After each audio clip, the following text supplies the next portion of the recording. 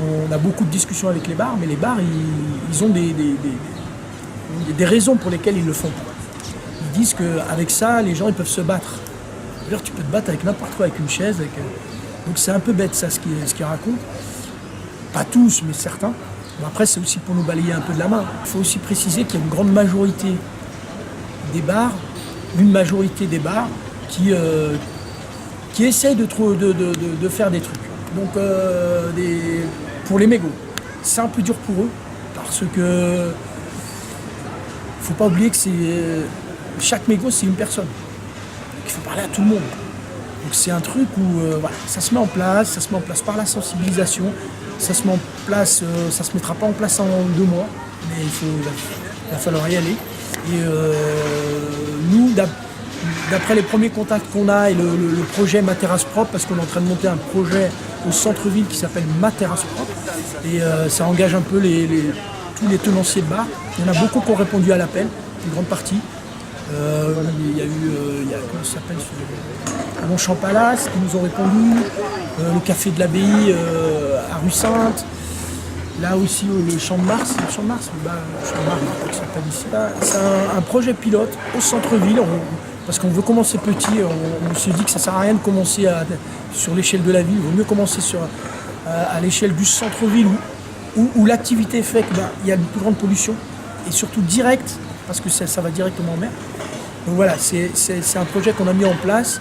On veut essayer d'inciter les bars justement à poser des cendriers, d'autres cendriers, parce que leurs cendriers ils ne sont pas adaptés en fait à la législation et puis même à la gestion. Ils sont comment vos cendriers à vous? Nous, nos cendriers, on fait du handmaking. On a repris les cendriers marocains à travers les cendriers, à travers des pots de fleurs, avec une coupelle en fait. Une coupelle, il y en a beaucoup qui le font déjà. Une coupelle, un pot de fleurs, on le retourne, ça fait un petit agile. La cendre, elle ne part pas, il n'y a pas le visuel et ça pue pas. Donc voilà, on voudrait inciter les bars à prendre ça. Après, voilà, là où réside le plus gros problème peut-être, c'est que le barman, il puisse à chaque fois vider dans le truc. Ça, c'est une contrainte. C'est une grosse contrainte pour les bars. C'est là où nous, on essaie de trouver des solutions. Et je pense qu'on va essayer d'inciter les fumeurs à prendre leur cendrier, l'utiliser, le jeter et le reposer. C'est une sorte de petit râtelier pour les fumeurs. Dès que quelqu'un voudra fumer, hop, tiens, il y a un cendrier, aller chercher. En fait, le fumeur, il devra aller chercher son truc tout seul. Et je pense que c'est intéressant parce qu'on le fait participer au truc. Si on lui montre que ça, c'est pas une corvée, mais plutôt une participation que lui donne parce qu'il fume, alors on ne va pas lui demander de l'argent, mais on va lui dire, tenez, levez-vous, allez chercher votre cendrier, utilisez-le et videz-le. Je pense que c'est un truc, c'est facile. Avec. C'est juste que j'ai pas le temps, je les prends, je les fous à la poubelle. Il y en a beaucoup? Ah j'en ai tout ce que les gens ils fument là, ouais, ça fume, ça clope pas mal, ça boit l'apéro, ça fume. Tu serais prêt à faire un truc? Bazar. Hein? Tu serais prêt à faire un truc? Pas grand chose plus que ce que je fais là. Nous on a un petit projet, mais on passera vous en reparler. Ouais, là j'ai vraiment pas le temps, là je suis vraiment speed. Voilà, c'est ça. Alors pour la sensibilisation, ça consiste plutôt à aussi de se servir des réseaux sociaux, partager des informations, mais aussi vraiment l'action, ça veut dire aller dans les collèges, dans les lycées, dans les universités aussi. Après, on a ce pôle commercial qui est plutôt un truc où on va aller chercher des entreprises et des bars, restaurants pour leur proposer une gestion de leurs mégots. Ça veut dire qu'on leur reprend, on met en place une petite collecte dans le bar et nous on passe régulièrement pour récupérer les mégots et les faire retraiter. Et on a aussi le pôle recherche.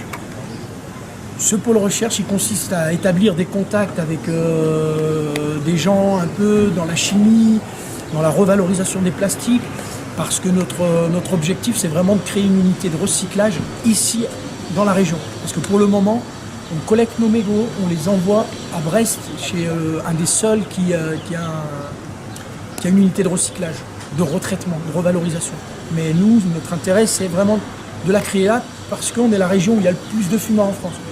Donc il nous faut cette unité ici, d'ici peut-être 5 ans. Donc Recyclope évolue beaucoup plus sur le terrain que dans les bureaux, même si on passe du temps quand même devant l'ordi. Mais notre premier travail, c'est aller à la rencontre des gens, de tout le monde, des particuliers, pour les informer, distribuer des cendriers de poche. Parce que nous, on pense que c'est vraiment une individualisation de la gestion qui va régler cette problématique. Donc on va au-devant des gens, mais pas seulement les particuliers, mais les tenanciers de bar, on va aussi les magasins, toutes les collectivités aussi. Et on va aussi souvent sur des événements un peu extérieurs, parce que souvent il n'y a pas de gestion, donc on se dit on y va avec quelques gens et on fait du bénévolat et puis on ramasse les mégots pour que les sites en extérieur soient vraiment restent propres. Voilà, donc cette problématique, le mégot, elle est assez spéciale. Le mégot, c'est un déchet assez spécifique, avec toutes les particularités d'un déchet pourri, parce qu'il est petit, il roule, il vole, il est léger. Donc c'est vraiment le déchet, je crois, un des pires déchets, non seulement par sa pollution, par sa matière plastique, mais aussi par toutes ces spécificités qui le rendent presque impossible à gérer à partir du moment où il est par terre.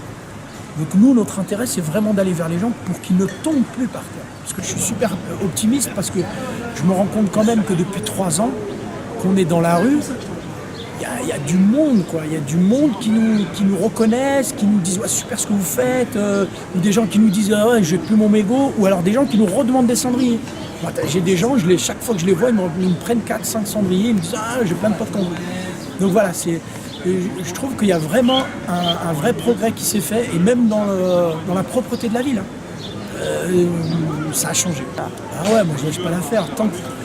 Tant que les gens ne comprendront pas que ce mégot, c'est plus un déchet, mais une matière première, que pour nous, c'est vraiment un truc avec lequel on peut créer de l'emploi, du développement local, on peut créer vraiment plein de trucs.